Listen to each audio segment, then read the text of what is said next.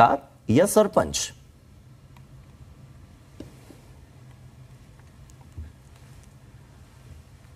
हरियाणा के पंचायत मंत्री देवेंद्र बबली और सरपंच प्रतिनिधियों के बीच ई टेंडरिंग को लेकर जो कल बैठक हुई वो बेनतीजा रही है।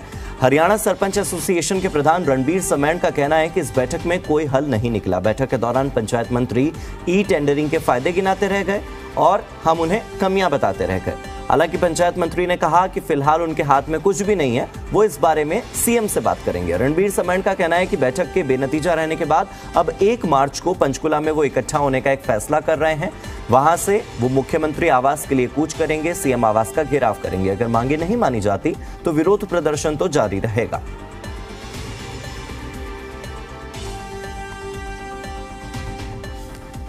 सहमति नहीं, हमारी पंचायत मंत्री से बात हुई लेकिन हमारी कोई सहमति नहीं हुई। हमारा आंदोलन जारी और जारी रहेगा।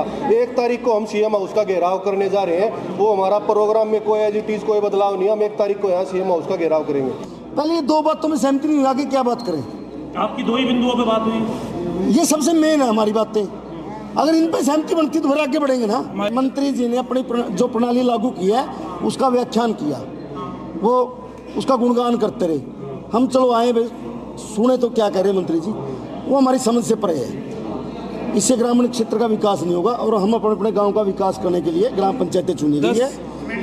10 से कोई बात भी कर सकते हैं आप मंत्री जी को, दूसरे दौर की भी कोई बात? मंत्री जी ने तो बोली कि स्पष्ट मेरे हाथ में नहीं है कुछ। तो फिर किससे करेंगे मीटिंग? वो तो मंत्री जी कह रहे हैं कि मैं कैबिनेट में बात रखूंगा मुख्यमंत्री जी के सामने। टोटल 10 से ज्यादा बिंदुओं पे हमारी बात वो सरकार को देखना है, हमारा विरोध जारी है। सबसे पहले जो चर्चा हमारी शुरू हुई थी वो सबसे पहला हमारा वर्ड ये था भी आपने अपने शब्दों का जो सरपंचों के लिए प्रयोग किया है, जो चोर कहने का काम किया है, जो अलग अलग शब्दों का प्रयोग किया है जिससे सरपंचों को अपमानित करने का काम किया है, वह निंदनीय है और असहनीय असराहे काम आपके द्वारा किया गया। और जींद के अंदर जो लाठीचार्ज हमारे सरपंचों पे, महिला सरपंचों पे किया गया है उसकी हम कड़े शब्दों में निंदा करते हैं। सबसे पहले सत्र की जो हमारी बातचीत की शुरुआत थी वो इन्हीं शब्दों के साथ शुरू हुई। उसके बाद में हमने आगे के कार्य मंत्री जी ने कहा भी 1 क्लिप दिखा दो, हमने कहा 100 क्लिप दिखा देंगे। उसके बाद मतलब वो उस चीज़ से असहज नजर आए, परंतु हमने इस बात को पुरजोर तरीके से रखने का काम किया क्योंकि हम लोग चुने हुए प्रतिनिधि हैं। हम आपके मीडिया के माध्यम से बता देना चाह रहे हैं, अगर कोई हमें चोर या चला हुआ कारतूस बता रहे हैं तो हम बिल्कुल किसी प्रकार से कमजोर नहीं है। हम लोग सामाजिक प्रतिष्ठित व्यक्ति है। पंचायत मंत्री देवेंद्र बबली और सरपंचों की बैठक के बाद देवेंद्र बबली ने यह कहा कि सरपंच पिछले दिनों से फोन करके हल निकालने के लिए कह रहे थे। उनकी तरफ से 10 मांगे रखी गई थी, जिसे लेकर उन्होंने भरोसा दिया कि वो इन मांगों को लेकर मुख्यमंत्री के पास जरूर जाएंगे। पंचायत मंत्री ने सभी से अनुरोध किया कि जनहित में लिए गए फैसलों में सहयोग करें। ई टेंडरिंग वापस लेने के सवाल पर देवेंद्र बबली ने साफ कहा कि यह फैसला मेरे हाथ में नहीं है, यह सरकार का फैसला है। इस पर मुख्यमंत्री से मुलाकात जल्द करेंगे। पंचायत मंत्री ने कहा कि उन्होंने किसी भी सरपंच के सम्मान को, किसी भी सरपंच के मान को कभी ठेस नहीं पहुंचाई।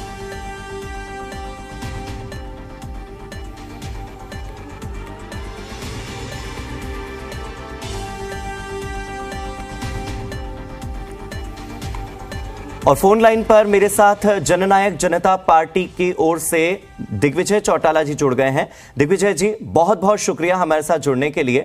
आपसे सबसे पहले यही समझना चाह रहा हूं कि जो ई टेंडरिंग का मुद्दा है ये कुछ दिनों का या कुछ हफ्तों का अब नहीं रह गया है, ये महीनों का मुद्दा हो चुका है। 2024 करीब है, अगर सरकार फिर से बनानी है और खुद को वापस लाना है तो कहीं ना कहीं सरपंचों को तो खुश करना ही होगा। क्या होगा इस पर फैसला? देखिए, जो भी फैसले होते हैं वो सिर्फ अगले चुनाव को देख करके नहीं लिए जाते। मैं ये मानता हूं कि आज के दिन सिर्फ इसलिए नहीं कि इसका चुनाव पे क्या इम्पैक्ट होगा क्या नहीं होगा, सिर्फ ये सोच के किया जाना चाहिए कि सरपंच कैसे जो है ना संतुष्ट हो। क्यों? चुने हुए प्रतिनिधि जनता के मन की आवाज होते हैं और मैं ये उम्मीद करता हूं कि जल्द इसको रिजॉल्व कर लिया जाए। पर जब दिग्विजय जी आप इतने सम्मान के साथ सरपंचों के लिए बात कर रहे हैं तो इतना सम्मान सरपंचों को मिल क्यों नहीं रहा? फिर आपकी ओर से नहीं लेकिन सरकार की ओर से तो भी नहीं मिल रहा है। वो तो आरोप लगाते हैं कि हमारा अपमान हो रहा है।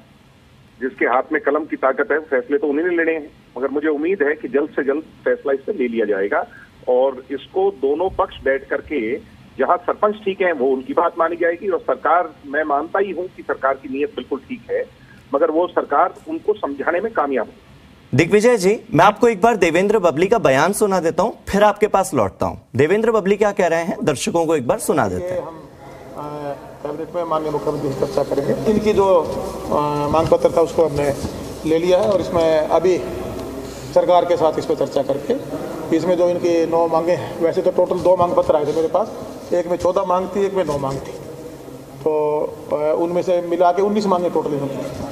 तो उनको सुना है, इनसे फीडबैक लिया है और अनुरोध किया है कि जो ये सरकार ने प्रदेश हित का फैसला लिया है, गांव का विकास को आगे बढ़ाने में आप सरकार का सहयोग करें। सरकार में बतौर मंत्री के नाते मेरी ड्यूटी पड़ी थी, मैंने सभी सरपंच साहिबान से अपील की है।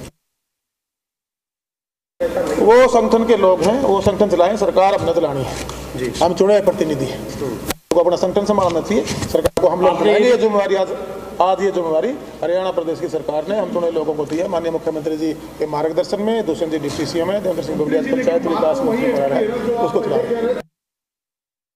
वो संगठन संभालें, हम सरकार संभाल लेंगे। दिग्विजय जी, सुना आपने ये बात किस लिए कही आपको पता है? अजय चौटाला जी ने जब ये कहा कि सरपंचों का हमें मान सम्मान करना चाहिए, उनके लिए अपशब्दों का इस्तेमाल नहीं करना चाहिए, उनके लिए अगर कोई बयान देते हैं तो मर्यादा में देना चाहिए, ये बात अजय चौटाला जी ने कही और उनसे पहले ओपी धनखड़ जी ने कही, बीजेपी के अध्यक्ष ने। तो ऐसे में देवेंद्र बबली का ये बयान कि वो संगठन संभाल लें, हम सरकार संभाल लेंगे, कैसे देखते हैं आप इस बयान को सर? नहीं, मैं संगठन का आदमी और देवेंद्र बबली तो पहली बार एमएलए बने।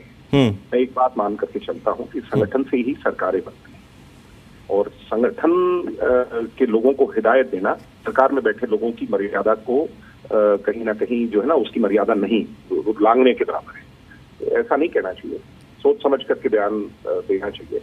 आप खुद भी ये मानते होंगे ना दिग्विजय जी कि जैसे कांग्रेस है 100 साल पुरानी पार्टी, लेकिन हरियाणा में अपना संगठन नहीं खड़ा कर पाई, तो यही कारण है कि आज इतनी पिछड़ जाती है, इसीलिए शायद इनेलो भी इतनी ज्यादा पिछड़ी हुई है। और जबकि हम बात करते हैं जेजेपी की, तो आपने भिवानी में साबित किया कि आपका संगठन मजबूत है। तो अगर संगठन को पछाड़ करके मंत्री खुद को अगर ऊपर रखते हैं, इसको आप कैसे देखेंगे सर? कई बार जबान से निकली बात का खामियाजा भुगतना पड़ता है, तो ऐसी बातें नहीं करनी चाहिए। मर्यादा में रह करके अपनी पार्टी के लीडर्स के बारे में बातचीत करनी चाहिए। और अभी भी जो विषय है वो डॉक्टर अजय सिंह चौटाला जी ने क्या कहा और बबली ने क्या कहा और किसी और ने क्या कहा उसका नहीं है। विषय ये है कि सरपंचों का आदर हो। सरपंच हमारे सिरमौर हैं, हमारी पहचान है हरियाणा की तो पहचान है सरपंच। सरपंची और पंचायतें कैसे चला करती हैं, अब उन पे क्वेश्चन मार्क उठाना कर। तो दिग्विजय जी, क्या फिर संगठन अगर इतना मजबूत है तो संगठन की ओर से कोई एक्शन, कोई कार्रवाई या आगे चलकर कोई नसीहत कम से कम दी जाएगी क्या इस मामले पर? ये तो संगठन के अंदर की बात है। तो ये फैसले जो है पार्टी की लीडरशिप में लेने हैं, वो क्या होगा कैसे होगा वो तो समय बताएगा। मगर मैं ये मान करके चलता हूँ कि इसको जल्द से जल्द रिजॉल्व कर लेना चाहिए, मुद्दे को भटका ना करके किसी ने क्या कहा और किसी ने क्या सुना, सिर्फ और सिर्फ आज चर्चा एक ही होनी चाहिए कि जल्द से जल्द ये रिजॉल्व कर। बिल्कुल। मेरे साथ हरियाणा के डेप्यूटी एडिटर विनोद लांबा जी जुड़ गए हैं। विनोद जी, अगर आप दिग्विजय चौटाला जी से अगर संपर्क करना चाहते हैं, उनसे सवाल लेना चाहते हैं तो प्लीज। दिग्विजय भाई, मैं बस 2 सवाल आपसे जानना चाहता हूं। आप सरकार कोई नई सोच के साथ आती है, हम भी सरकार को कवर करते हैं और संगठन को भी कवर करते हैं। तो दिग्विजय भाई, आपसे मेरा सीधा सवाल है कि कुछ सुनवाई होनी चाहिए, कुछ सुनवाई होनी चाहिए सरपंचों की। आपने बिल्कुल क्लियर मंच पे कहा और मुझे लगता है कि संगठन के नाते बड़े चेहरों में से सबसे पहला बयान दिग्विजय सिंह चौटाला का ही आया था। इसको रिजॉल्व करने के लिए जननायक जनता पार्टी बतौर पार्टी के तौर पर क्या कदम उठाने वाली है? दूसरा सवाल थोड़ा सा अगर आप स्पेसिफिक बता पाए। मुझे पता है कि ये डिसीजन आप लोग करेंगे, संगठन में जो भी कार्रवाई करनी है, देवेंद्र बबली को कुछ जवाबदेही तय करनी है उनके बयानों को लेकर, इनको लेकर थोड़ी जानकारी और अगर आप रख पाए, क्योंकि सीधा सवाल ओपी धनखड़ पर है। हरियाणा बीजेपी प्रदेश अध्यक्ष पे जो शब्दावली थी, डॉक्टर अजय सिंह चौटाला उनका कद है, राष्ट्रीय अध्यक्ष भी हैं और उनके बड़े कद के नेताओं पर उस तरह का बयान दिया है देवेंद्र बबली ने। नहीं, उस बात के लिए तो मैं कह रहा हूं कि इस तरह का बयान सोच और समझ करके देना चाहिए। मैं तो इतना कहूंगा कि अगर शुरुआत में ये बातें नहीं कही जाती, सरपंचों के बारे में जो कहा गया, तो ये इतना बड़ा मुद्दा बनना ही नहीं था। ये सिर्फ मांगे थी जो सरकार के साथ कुछ मुद्दों पर रिजॉल्व हो, मगर कहा गया तो किसी के सम्मान पर, जब किसी के गिरेबान पर अगर कोई हाथ उठाएगा या सम्मान पर अगर कोई सवाल पूछेगा, तो कहीं ना कहीं एजिटेट तो लोग होते ही हैं और जिसका खामियाजा आप लोगों के सामने है। तो पंचायत मंत्री का व्यवहार काफी हद तक इसमें जिम्मेवार था, क्योंकि ये आप भी कह रहे हैं, सोमवीर सागवान का मैं जिक्र कर सकता हूं, विधायक का जोगीराम सिहाग का बयान हमने देखा। एक और सवाल है कि आखिर सरपंचों को मनाने के लिए सरकार को थोड़ा बैंड होना पड़े, थोड़ी सी रियायत देनी चाहिए, तो आपका मत क्या है कि देनी चाहिए?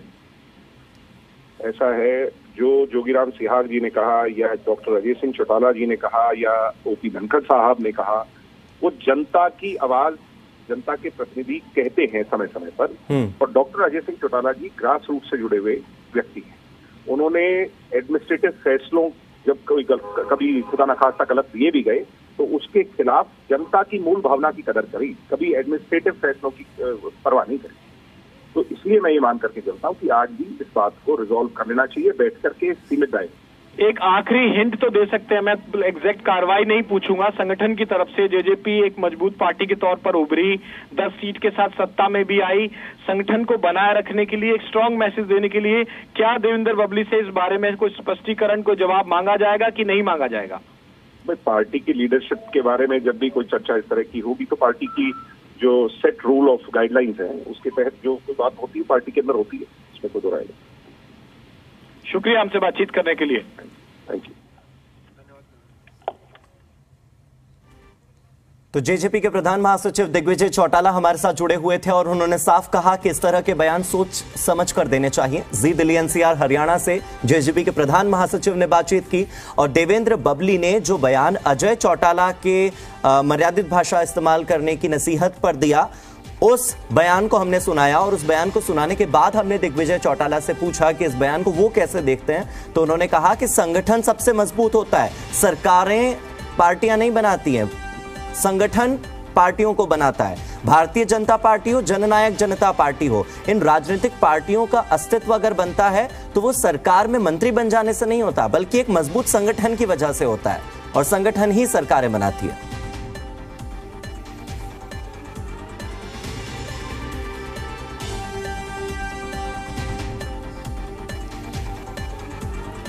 तो जेजेपी के प्रधान महासचिव दिग्विजय चौटाला ने जो कुछ कहा वो हमने आपको बताया। अब देखिए, कल जो बैठक हुई उसमें सरपंचों की 10 मांग सीएम के सामने रखूंगा, ये देवेंद्र बबली ने कहा। साथ ही उन्होंने कहा कि ई टेंडरिंग वापस लेने पर आखिरी फैसला सरकार ही लेगी। मैंने किसी भी सरपंच के मान सम्मान को ठेस नहीं पहुंचाई है, ये कह रहे हैं देवेंद्र बबली। और वो कह रहे हैं कि ई टेंडरिंग वापस लेने पर भी अगर कोई फैसला होगा तो वो सरकार ही लेगी। वहीं दूसरी तरफ सरपंच कह रहे हैं कि ई टेंडरिंग को लेकर जो बैठक हुई वो बेनतीजा रही। साथ ही उनका यह भी कहना है कि पंचायत मंत्री ने हमें फायदे गिनाए और हम वहां पर खामियां गिनाते रह गए। साथ ही सरपंच ये कह रहे हैं कि पंचायत मंत्री ने कहा कि उनके हाथ में तो कुछ है नहीं, क्योंकि पंचायत मंत्री ने तो कह दिया है कि अब सीएम के पास लेकर जाएंगे मामला।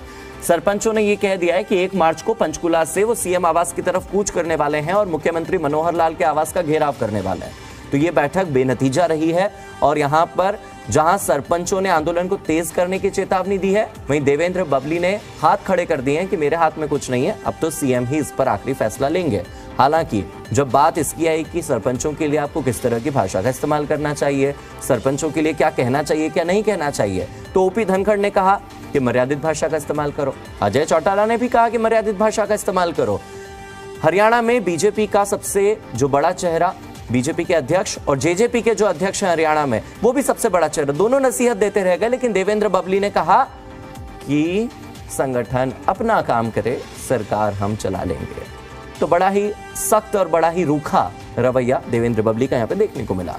चंडीगढ़ से मेरे सहयोगी विजय राणा जुड़ चुके हैं ज्यादा जानकारी के साथ। विजय, देवेंद्र बबली ने जो ये बयान दिया है उसके बाद दिग्विजय चौटाला ने अभी जी दिल्ली एनसीआर हरियाणा पर एक प्रतिक्रिया दी।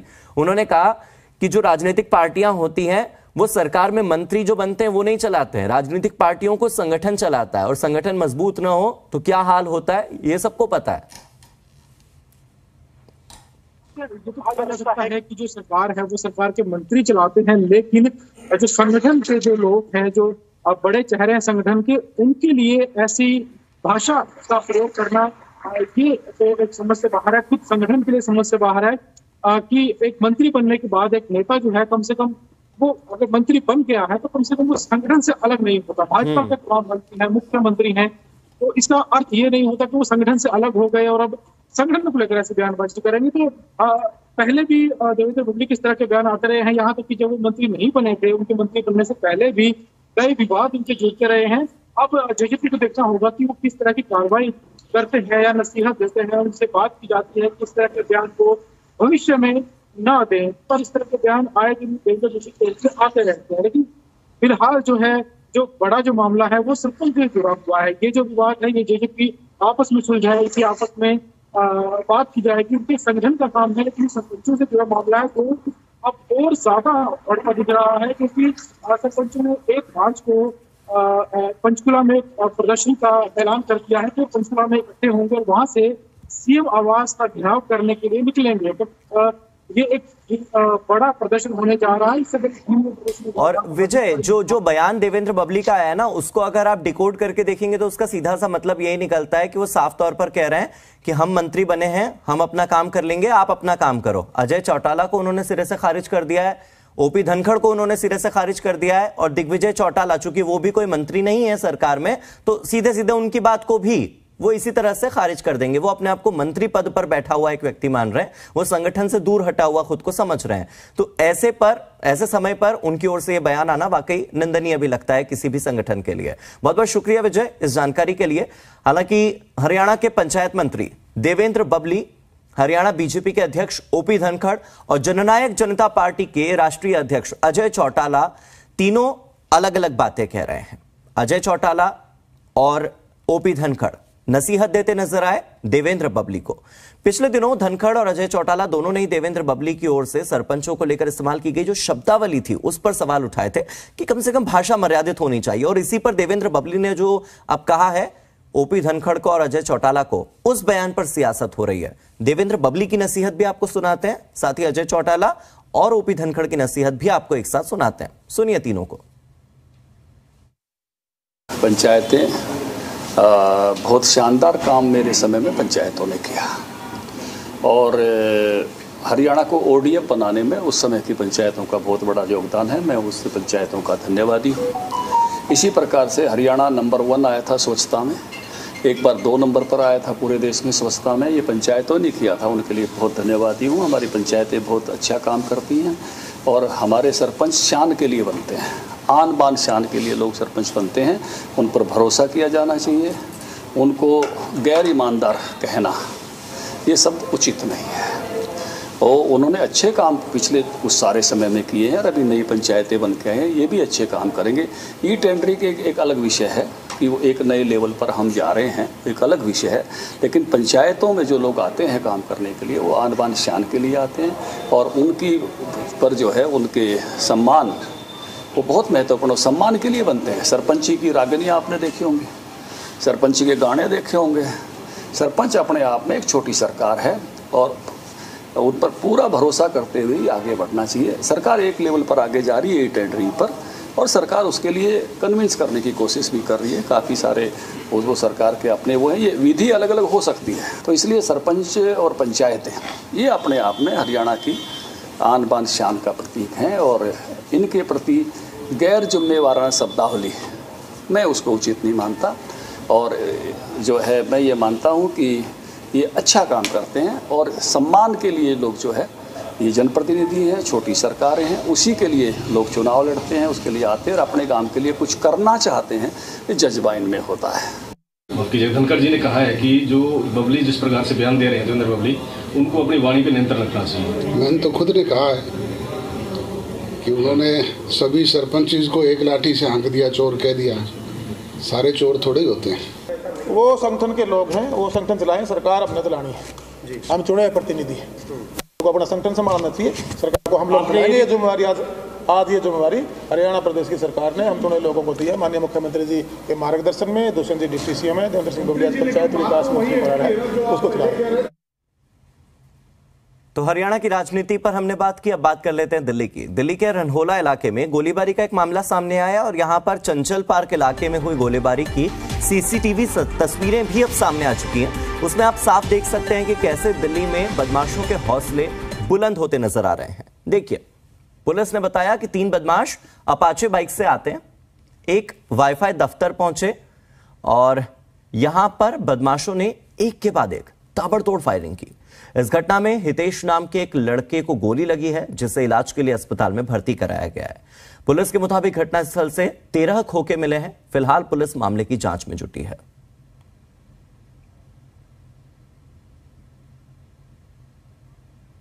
देखिए ये तस्वीर आप देखिए एक बार।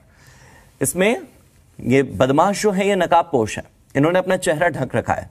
जिस वक्त ये शॉप पर पहुंचते हैं वहां पर 3 लोग बैठे हैं। अचानक से एक गोली चलती है और उसके बाद तीनों लोग वहां से भागते हैं।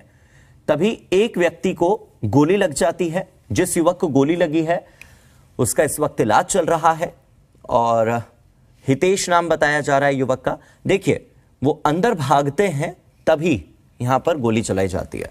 13 खोखे मिले, यानी कि 13 राउंड फायरिंग यहां पर बदमाशों की ओर से हुई। और उसके बाद किस उद्देश्य से वो आए थे, क्या बस डराने धमकाने आए थे या किसी की हत्या करने आए थे, दफ्तर में क्यों ये पहुंचे, ये समझने वाली बात होगी। बदमाशों को एक बार गिरफ्तार कर लिया जाए, उसके बाद ही ये साफ हो पाएगा कि उन्होंने यहां पर ये फायरिंग क्यों की। ये पूरा मामला चंचल पार्क इलाके